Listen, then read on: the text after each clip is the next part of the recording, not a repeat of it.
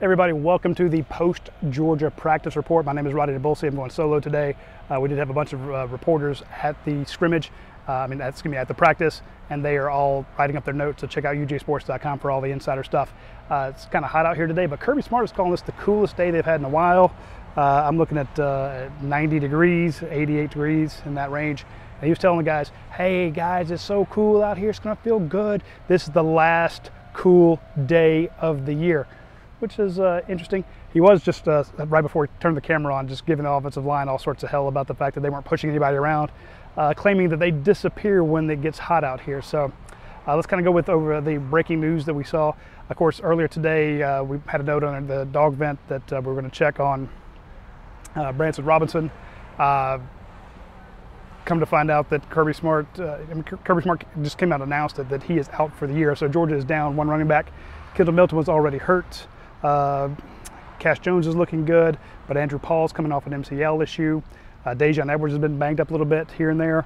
So you have basically two healthy running backs in the out of the 5 scholarship guys, and now all of a sudden you're down to 4 guys.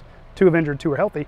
But right before we came out here, there was some rumors running around that Dejon Edwards was out or had an issue.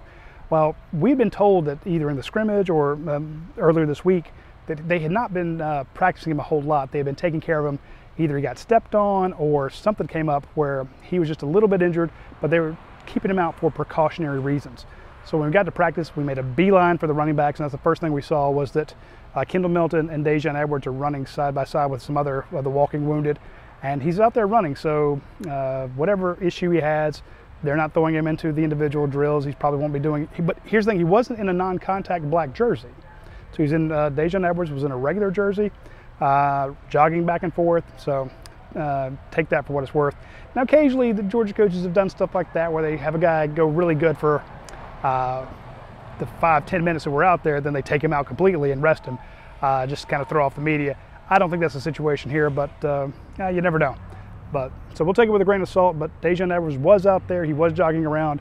Kendall Milton looks to be moving better, but again, I think when you lose Branson Robinson, and you knew you weren't going to have him for the first couple games, and you got Andrew Paul coming off a ACL issue from last year, you're basically you're thin. You're really thin in that backfield. So we saw they're not going to take any chances with Kendall Milton or Dejon Edwards. Another guy that was injured was Ernest Green, the left tackle. We found out that he had an issue in practice in the scrimmage.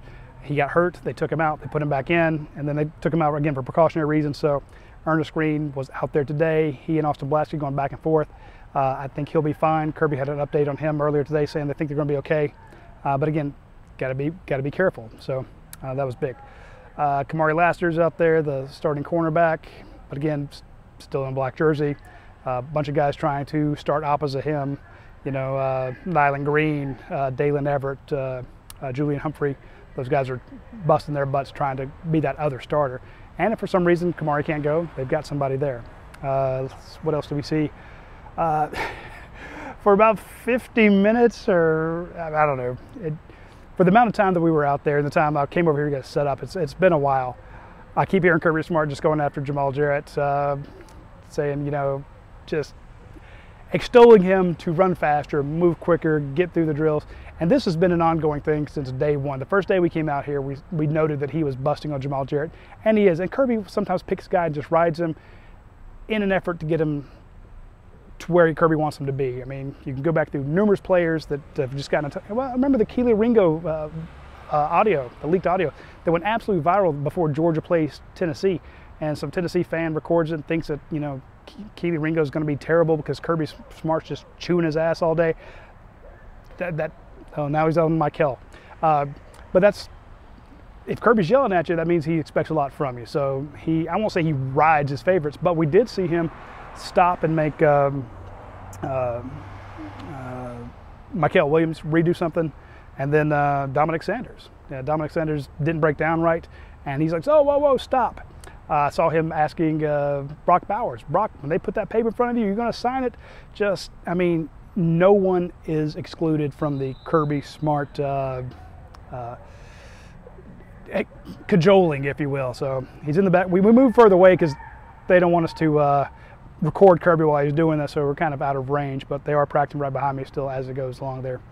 But from the injury standpoint, Dejan, the running backs room is thin. We didn't see Ladd McConkey out there. We're not sure why. Don't know what's going on there. But sometimes the guys, we see such a small part of practice, they could be doing something else. They could be studying. They could have a test. They could be getting wrapped, a treatment. You never know what it is. So I don't want to read too much into it. Jeff Foxworthy was there again.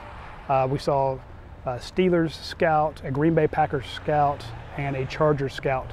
Again, every time we go out there, there's NFL scouts checking out this team, and they should. The outside linebackers group, shout out to Chaz Chambliss, who was basically acting like a second coach out there. They were uneven in the number of guys who were taking one rep from one side and one on the other, and he was making sure that everybody got through the reps as they were supposed to. So saw a really nice pass to Dylan Bell right as we were walking out, launched the ball down the field, and he just settles underneath it on a dead run. You don't see that as much in the first couple practices. And Kirby did point out that there was one drop pass because it's the first one of the day. But, you know, when we were out there previously, there were a couple of them. So as the weeks progress, they do get better. Just trying it that many times, going through that many reps, the teams get better, the skill guys get better. So now it's just a question of, can you keep them healthy through the first game? All right, be sure to check out UGAsports.com. Go to the dog vent. We'll have a ton of notes there. I'll put my notes in there because like Kirby's, oh yeah, he's been on Dominic Lovett all day. Right now he's congratulating him, but he's been chewing Dominic Lovett's butt ever since I've been out here as well. So again, Kirby's quite demanding. His star players are going to get it. And you can get all the notes at UGAsports.com.